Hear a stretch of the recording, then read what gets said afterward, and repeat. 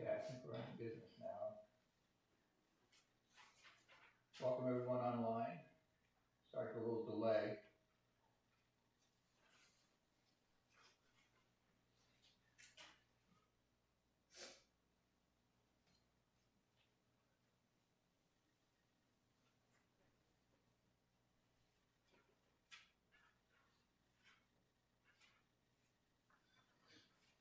All right, I'm really behind.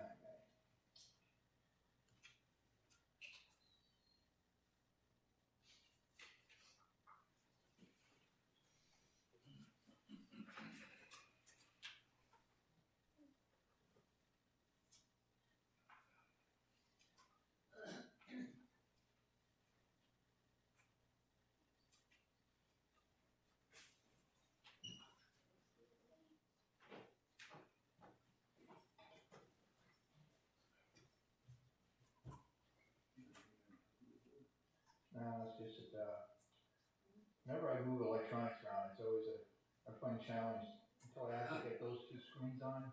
It doesn't line up right, so I gotta fix things.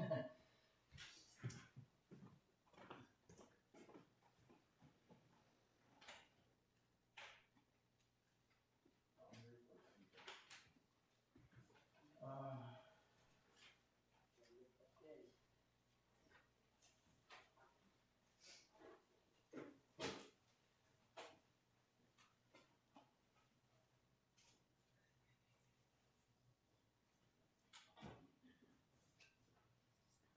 okay, what else can I miss? This one up, and then where?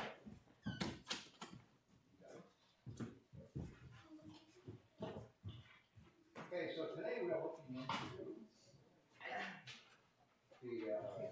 Trumpets 3 and 4. I tell you, this study has been really challenging for me, particularly this one. For some reason, I just couldn't get a handle on where the Holy Spirit was leading me. And I kept going into these. I never realized before until I actually looked at it this weekend how closely these things actually pertain to the, particularly in the bowls mostly, but even starts in the trumpets. But also I ran into something that was fascinating that we'll be getting into more next week on exactly when I believe the Antichrist comes on the scene. I mean, when Satan comes on the scene, when he's finally thrown out of heaven. I'm thinking now it's more like Trumpet 5. But it's not. It's still not until I think during Trumpet 7 that he actually does the abomination of desolation. So as we continue our study today, we'll try to hit Trumpets 3 and 4. Probably one thing we have noticed is how closely these judgments reflect the judgments against Egypt. But a bit more detail as to the destruction. Delivery methods might be slightly different, but they are very similar. And I started to think of the fact that God's doing this on purpose. Remember, his overall what he's trying to accomplish is to convince his nation, the nation of Israel and the Jews, that they missed their chance in 30 AD, 32 AD, somewhere in there. And so he's tying together with these different judgments, the judgments he first showed to the Jewish nation. I found that kind of fascinating, you know. So that's why I made that little chart. I don't know if it's easy enough to read, but I kind of included how I think the different judgments tie into the ongoing seal judgments. But also references there for a quick reference.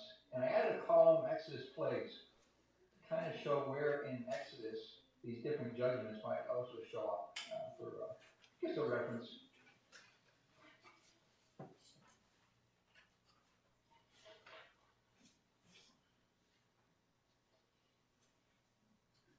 So I see this as God's way of waking up any students of the Bible, particularly those that only believe in the Old Testament.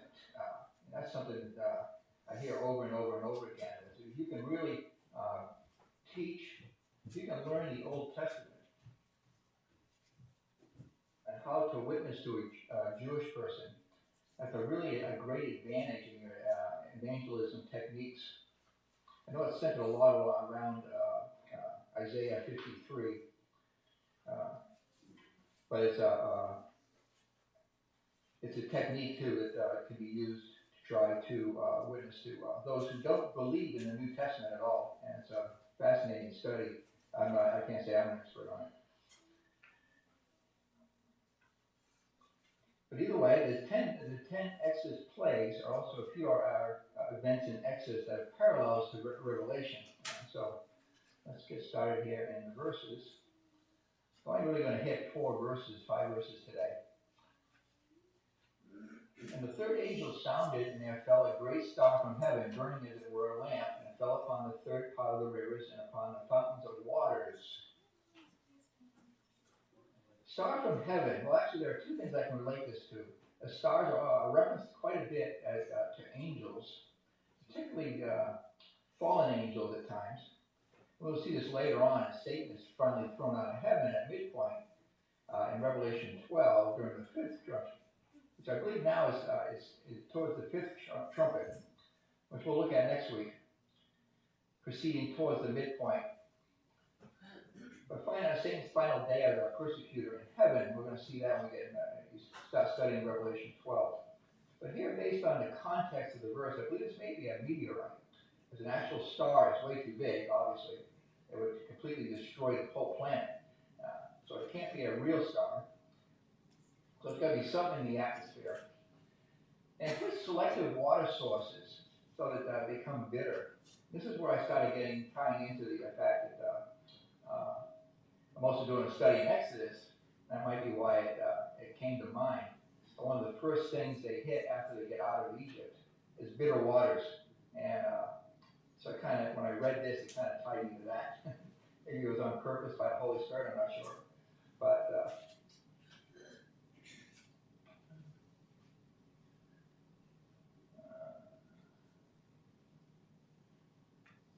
the name of the star is called Wormwood, and the third part of the waters became wormwood, and many men died of the waters because they were made bitter.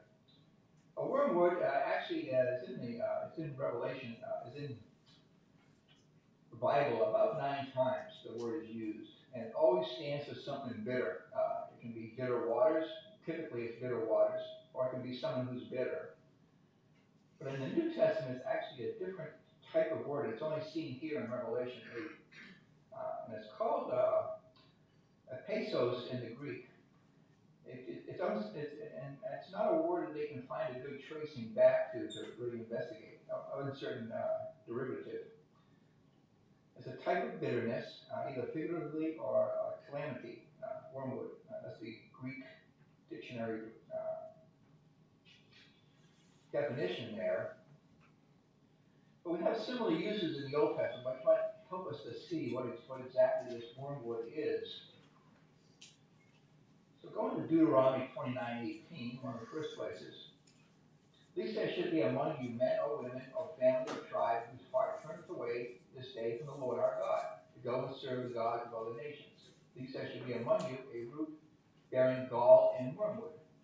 You'll see gall mentioned a lot with it too, and gall is just basically it's like vinegar type of where wine turns into vinegar at some point. That's how I understand gall to be. So another bitter type of drink. Proverbs 5:4.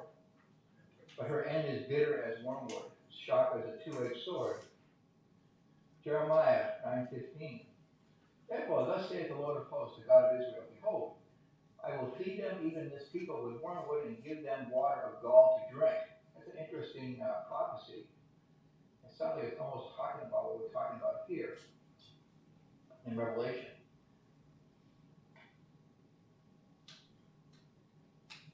Jeremiah 23:15. Therefore, thus saith the Lord of hosts concerning the prophets, behold, I will feed them with wormwood, and make them drink the water of gall. For from the prophets of Jerusalem his profane has gone forth into all the land. And Lamentations 3:15 and 19. He hath filled me with bitterness, he hath made me drunken with wormwood. Remember my affliction and my misery, the wormwood and the gall. Amos 5:7. You will turn judgment to wormwood and leave off righteousness in the earth.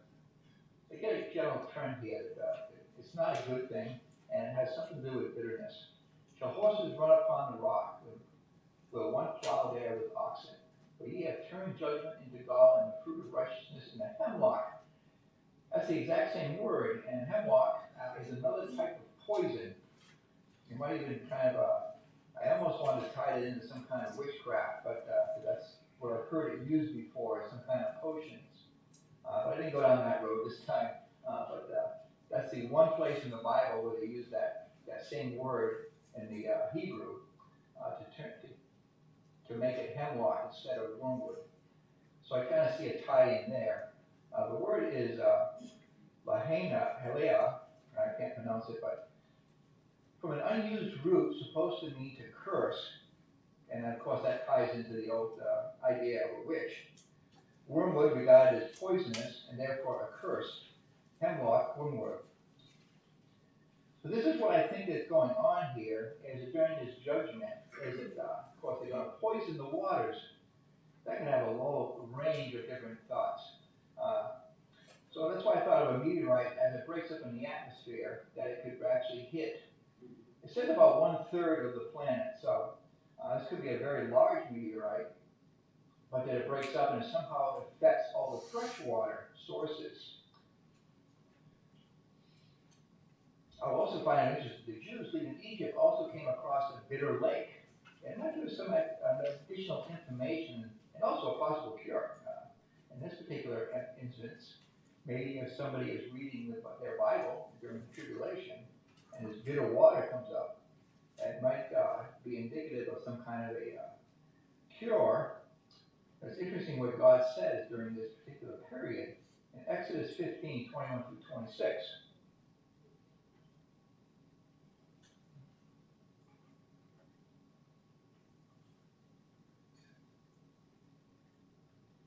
uh, 23 through 26. And when they came to Moriah, they could not drink of the waters of Moriah, for they were bitter. Therefore, the name of it was called Moriah. For anyone who was in my little study on Ruth, she used that same term to talk about the bitterness that the Lord had put upon her by basically her whole family dying.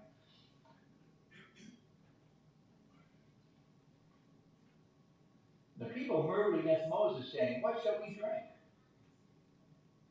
And he cried unto the Lord, and the Lord showed him a tree, which when he had cast it into the waters were made sweet. There he made for them a statute and an ordinance, and there he proved them. Jumping over the Numbers 33:8, and they departed from Philroth and passed through the midst of the sea into the wilderness, and went 3 days' journey in the wilderness of Edom and pitched in Moriah. Also talking about bitterness in Ruth 1:20, and she said to them, "Call me not Naomi, call me Mara," same word, "for the Almighty hath dealt with me very bitterly, dealt very bitterly with me. I went out full, and the Lord hath brought me home again empty. When they called me Naomi, seeing the Lord hath testified against me, the Almighty hath afflicted me." Kind of an interesting solution, though. We jump over to Exodus 15:26. And said, "If thou wilt diligently hearken to the voice of the Lord thy God, and wilt do that which is right in his sight, and will give ear to his commandments, and give all his statutes, I will put none of these diseases upon thee, which I have brought upon the Egyptians. For I am the Lord that healeth thee." Might be a little bit of a clue, too, there, of what to do when that situation happens. Of course, we won't be there, but I always see these studies as something that, as people get closer and closer to that time frame, we're going to be looking out to the Lord to find out what exactly is going on, and hopefully picking up their Bible. Maybe this recording and some others will be out there somewhere that they can find that might help them. That's kind of my thought process when it comes to studying this. I know some people say, "Why bother studying? We're not going to be here." Somebody's going to be here, and hopefully, by us passing on knowledge to others, we can get them to, as I like to call it, planting seeds. Okay, so on to And then, of course, immediately we see God's blessing in verse 27. And they came to Elam, where were 12 wells of water and 70 palm trees, and they encamped there by the waters. So I find it interesting that God taught a little lesson there, and it seems like they understood the lesson, and He blessed them threefold with a nice place to reside for a few days. Anyways, back to Revelation. So wormwood. That's my take on wormwood. It's going to basically poison the water of 1/3 of the water sources, and it's probably going to kill a lot of people. So I like this one where it's probably just bitter tasting and bitter to the taste. And this particular poison is going to actually kill them. There's not much else I could find out exactly on this particular one. You're going to see the same thing come up again when we get into the bowls at a much more massive scale. So again, this is like a progression, and where this is like a firing a shot over the bow type of a situation, where the next one's going to be even worse. Okay, going to verse 12. And the fourth angel sounded, and the third part of the sun was smitten, and the third part of the moon, and the third part of the stars, so the third part of them was darkened. And the day shone not for a third part of it, and the night likewise.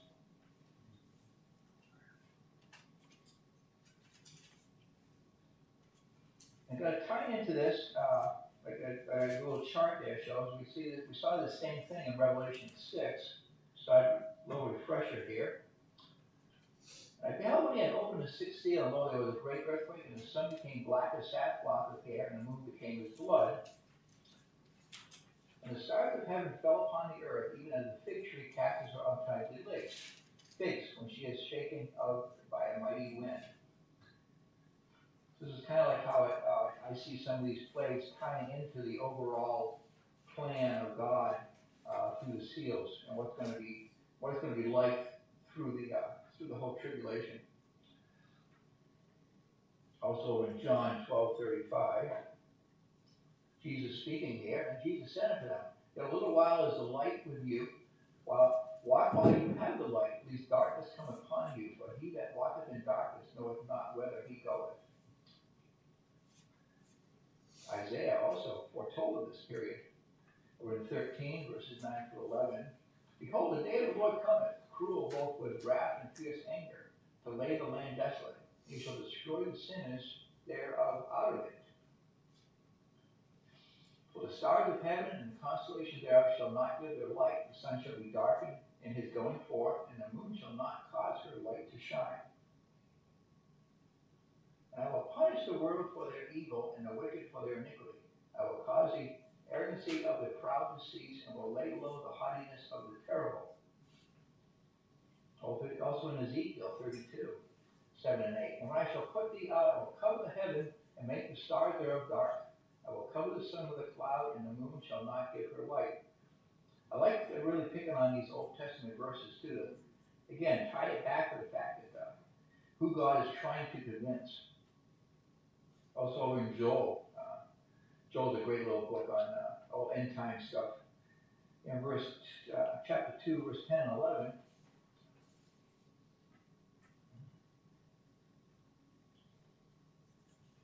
Okay, there it goes.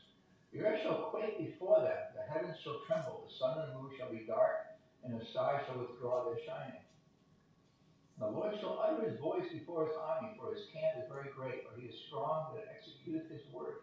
For the day of the Lord," of course that's always a term for end times, "is great and very terrible, and who can abide it?"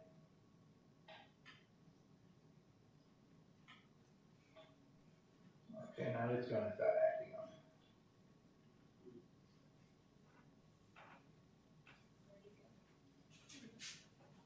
That's right, Dana, we can still hear you.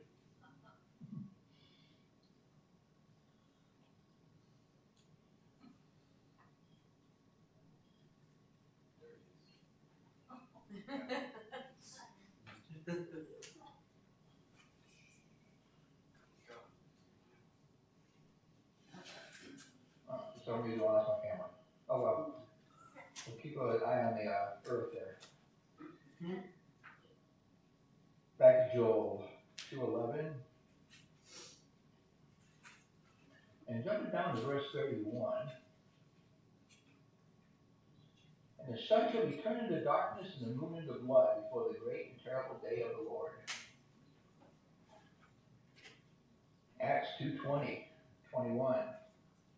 Jump into the New Testament. And the sun shall be turned into darkness and the moon into blood before the great and notable day of the Lord come. And it shall come to pass that whoever shall call on the name of the Lord shall be saved. I think that's true in the tribulation also, except that most likely it's also going to mean a death sentence.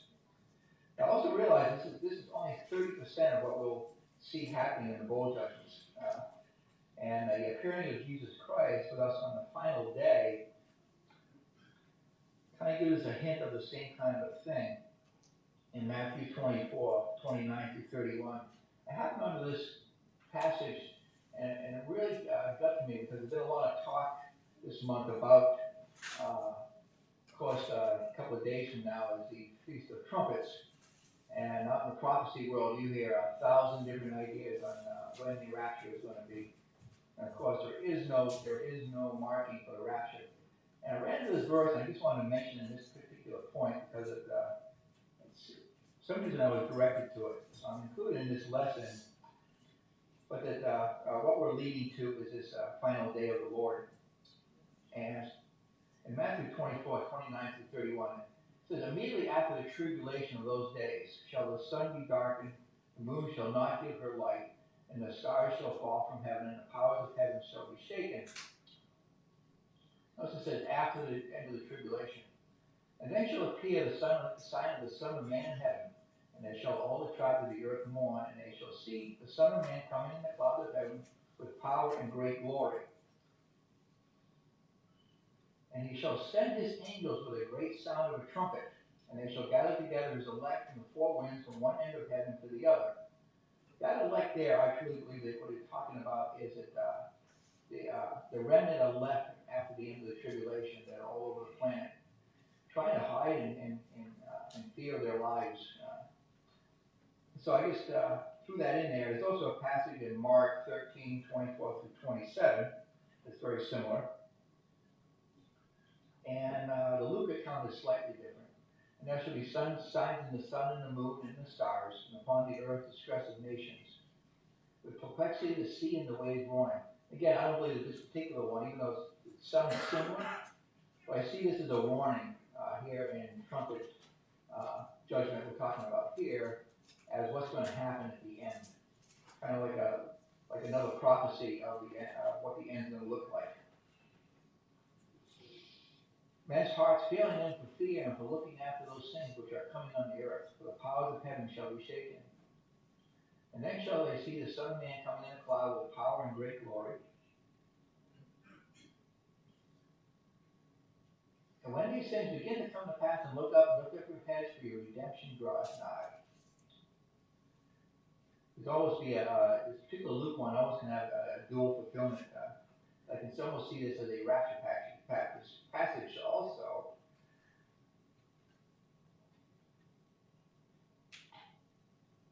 I still on the fence on whether or not the rapture is really talked about in the Olivet Discourse. I kind of go back and forth on it. Seems like every time I hear it, I go a different way. Right now I think it's in there, but I've gone the other way before too. Anyways, back to the symbolism here. We also find this in Exodus. So this happened then too. It's in Exodus 10, 21 through 23.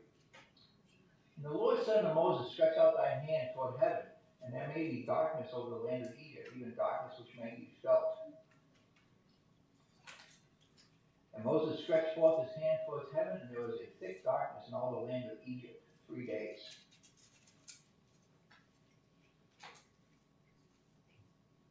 They saw not one another, neither rose anyone from this place for 3 days, but all the children of Israel had light in their dwellings. I sometimes wonder if that same thing is going to happen to the believers versus the unbelievers during the tribulation. If the Lord will help them out a little bit with certain things, even though they're going to end up most likely being martyrs. There's some prophecy teachers that think that even the unsealed will have some advantage if they really put their faith in the Lord.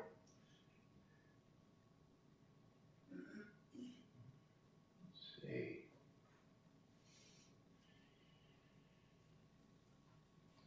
So symbolic to some, inspirations about being blinded given to Paul. I saw a tie-in here. It was actually a reference in my Bible that you saw this as a symbolism, and Paul kind of reflects on this in 2 Corinthians 4. But if our gospel be hid, it is hid to them that are lost, and whom the God of this world has blinded the minds of them which believe not, lest the light of the glorious gospel of Christ, which is the image of God, should shine upon them. Also in 2 Thessalonians 2:9 through 12, even him whose coming is after a working of Satan, with all power and signs and lying wonders, and with all deceitfulness of unrighteousness in them that perish, because they receive not the love of the truth, that they might be saved. And for this cause God shall send them strong delusion, they should believe a lie. So kind of like being in the dark. That they all might be damned who believe not the truth, but had pleasure in unrighteousness. So this darkness, again, is kind of symbolic of where the hearts and minds are of those in the unbelieving world. Boy, I tell you, the more I see people that are curious about events that are going on right now as they come into some of the forums that I listen to, it's interesting to see their perspective as to what's going on. They are curious, and I think that's an outreach by a lot of different people out there online, that they are really people are curious what's going on. Why does it seem like things are changing? Great time for really understanding what they're seeing and how it ties into the Bible, I think. Okay, verse 13. Now this is kind of a warning verse. And when I read this and started studying it, I started believing that this woe that they're talking about here it ties into when Satan finally realizes his days are numbered.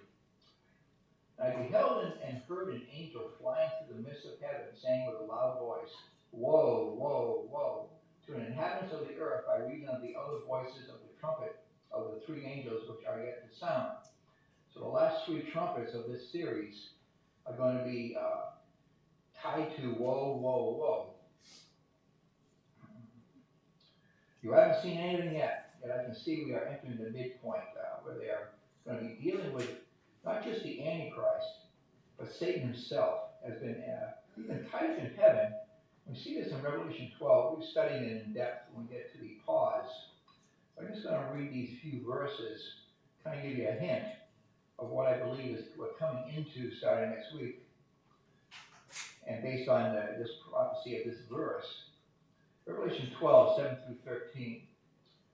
And there was war in heaven. Michael and his angels fought against the dragon, and the dragon fought against his angels. This is happening during the tribulation. Prevailed not, neither was their place found any more in heaven. And the great dragon was cast out, the old serpent called the devil and Satan, which deceiveth the whole world. He was cast out into the earth, and his angels were cast out with him. Now some might say, well, I thought he was cast out way back in Genesis 1, or sometime in that period of time. But the thing is, he was cast out. Basically, he lost his prestige in heaven.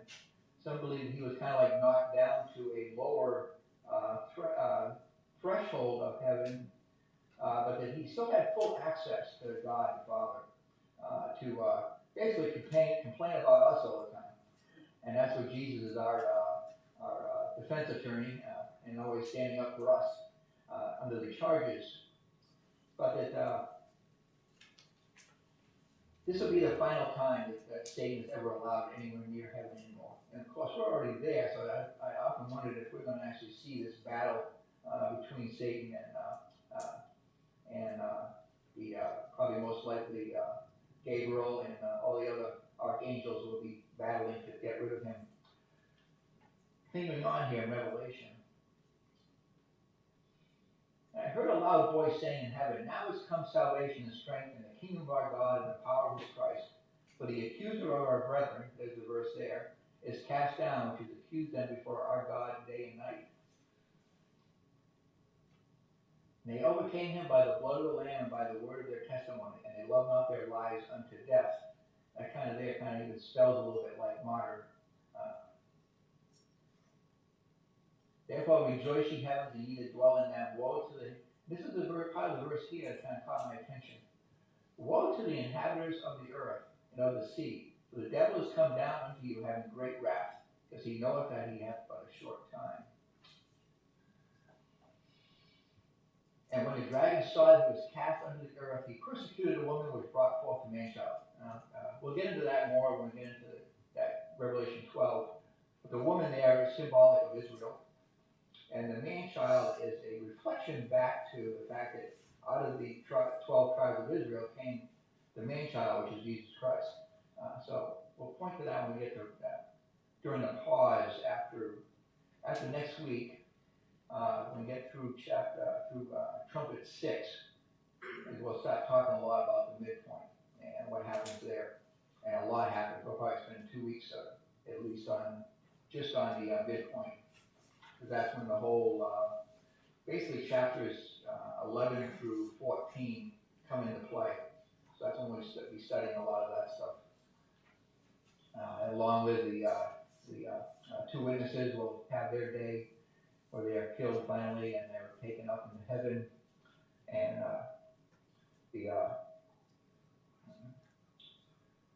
close to 144,000 be still doing their work evangelizing. And that's the abomination of desolation and the whole thing where those who've been paying attention and who understand what's going on escape into Petra and are protected for the last 3.5 years. So that's the overall plan. And I guess that a little earlier than I thought it would. Any questions? Oh, I'm not. I guess I am. Yep.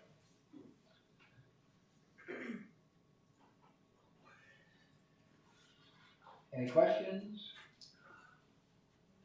No? Very cool. I'll say with a prayer. Oh, dear Heavenly Father, thank you. Thank you so much for this time we get together. And thank you for all that you do for us. We give you all the praise and thanks. And may the services that follow be enlightening and bring a great message to us all. We give you praise and thanks in all you do. In Jesus' precious name I pray. And all the people said, Amen.